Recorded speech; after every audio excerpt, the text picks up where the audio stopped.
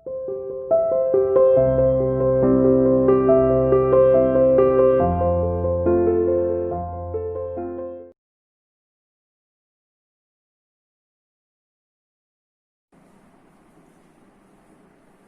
बेटा, welcome to CR international online classes. बेटा आज हम कक्षा 9वीं में हिंदी विषय में निबंध लेखन सीखेंगे। निबंध कैसे लिखना है, किन किन बातों की जरूरत होती है, यानी हमें क्या क्या पता होना चाहिए निबंध लिखने के लिए, कौन कौन सी विशेषताएं होनी चाहिए और कैसा निबंध होना चाहिए। ठीक है, तो देखिए सबसे पहले हम निबंध समझेंगे कि क्या होता है। निबंध शब्द अंग्रेजी शब्द होता है ऐसे का पर्यायवाची है। ठीक है, ये तो आप पढ़ते हो, इंग्लिश में पढ़ते हो ऐसे, हिंदी में उसको निबंध बोलते हैं। ठीक है, तो जो निबंध है वो ऐसे का पर्यायवाची है। ऐसे एक फ्रांसीसी भाषा का शब्द है जिसका अर्थ क्या होता है, ऐसी रचना जो सब प्रकार के बंधनों से मुक्त व स्वच्छंद रचना हो, वो क्या होती है, निबंध। जिसका मतलब क्या होता है, किसका, ऐसे का मतलब होता है। ठीक है, जो सब प्रकार के बंधनों से मुक्त हो। ठीक है, अब निबंध की परिभाषा भी होती है। जैसे सबसे पहले एक निबंधकार के लिए किन बातों का होना जरूरी है वो देखिए कि ये निबंध एक साहित्य की महत्वपूर्ण विधा है, यानी जो हम साहित्य पढ़ते हैं ये उसमें एक महत्वपूर्ण है, जिसके माध्यम से लेखक किसी विषय के बारे में अपने विचारों भावों को प्रभावशाली ढंग से व्यक्त करता है, यानी अच्छी तरह से व्यक्त करता है, उनका रोग होता है। ठीक है, और आचार्य रामचंद्र शुक्ल ने अपनी रचना हिंदी साहित्य का इतिहास है उसमें कहा है कि यदि गद्य कवियों या लेखकों की कसौटी है तो निबंध गद्य की कसौटी है, यानी वो कवियों की और लेखकों की है तो ये जो निबंध है ये गद्य की कसौटी मानी गई है। ठीक है, अब इसके निबंध की परिभाषा माने तो क्या होगा कि किसी एक विषय पर विचारों को क्रमबद्ध कर सुंदर तथा प्रभावशाली भाषा में लिखा जाना या लिखी रचना को हम क्या कहते हैं, निबंध कहते हैं।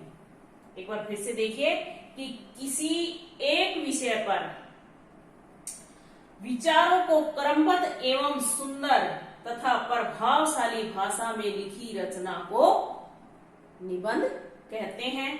अब निबंध की जो विशेषताएं हैं वो देखिए कि क्या क्या विशेषताएं होनी चाहिए निबंध के लिए, कि निबंध के वाक्य क्रमबद्ध होने चाहिए, यानी ये नहीं है कोई कहीं लिखा कोई कहीं लिखा, नहीं, वो अच्छा निबंध नहीं माना जाएगा।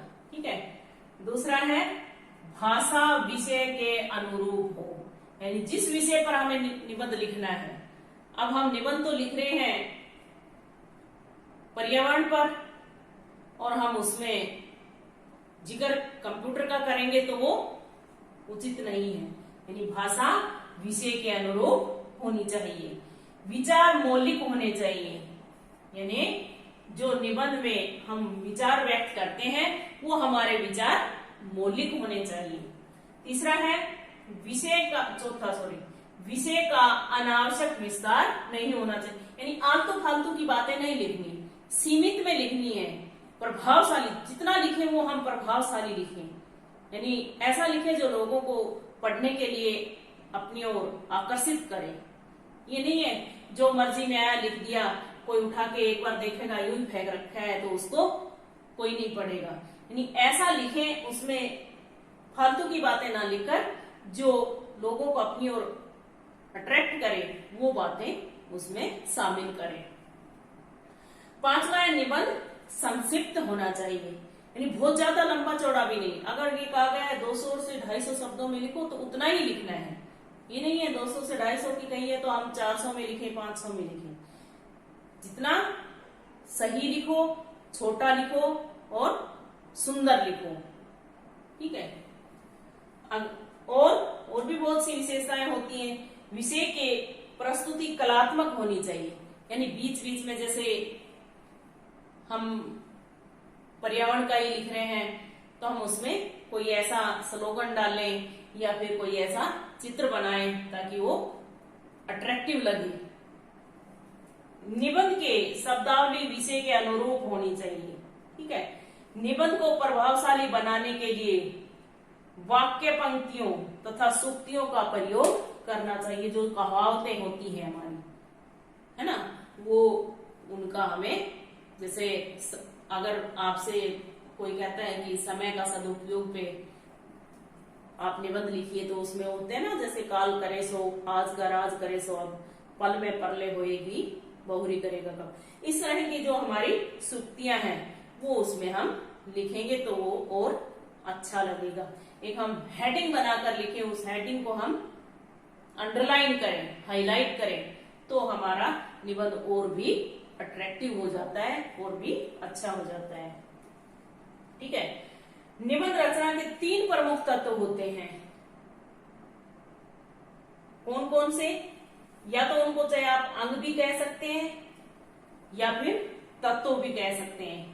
सबसे पहले भूमिका कहिए या उसको प्रस्तावना भी कह सकते हैं, भूमिका भी कह सकते हैं।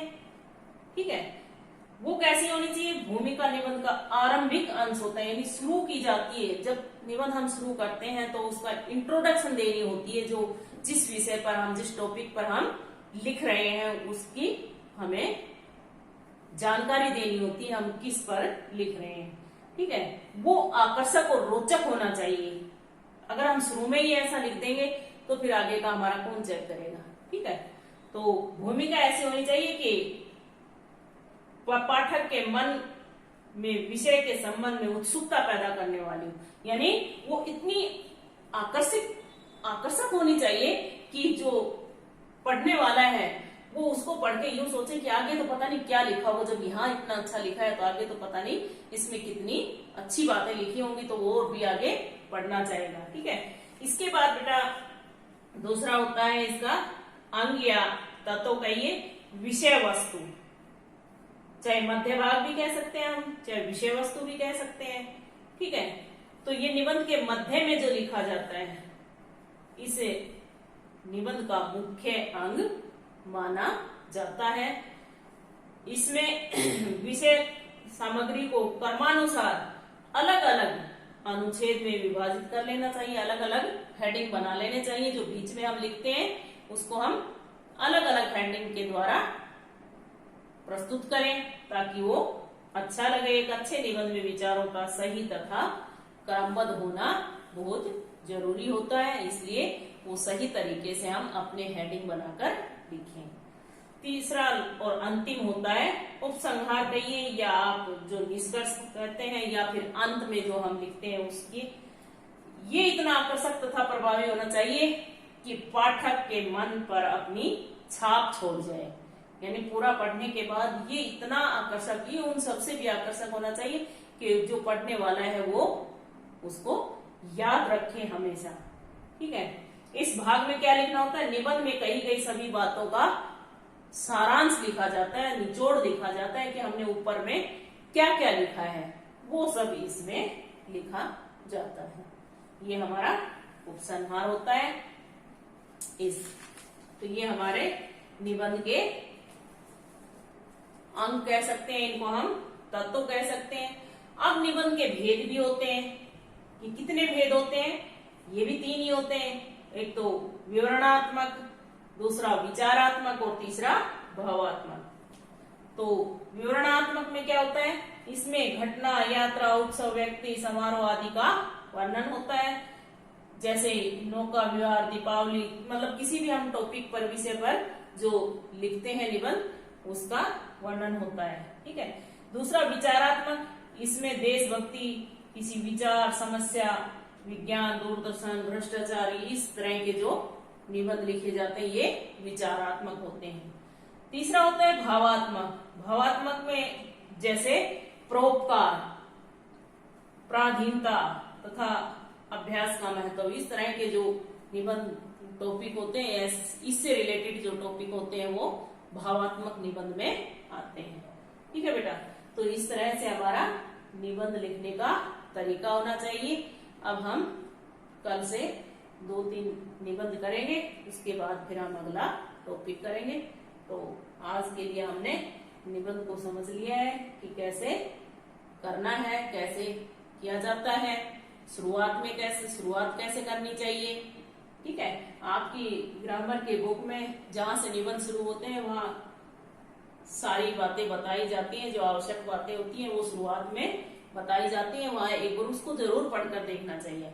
हमारी किताब में जो भी टॉपिक शुरू होता है उससे पहले उसकी इंट्रोडक्शन दी होती है, वो जरूर हमें पढ़नी चाहिए, ताकि उसके बारे में हमें पता चल जाए कि हम क्या करने जा रहे हैं और उसके लिए हमें किन किन बातों का ज्ञान होना जरूरी है।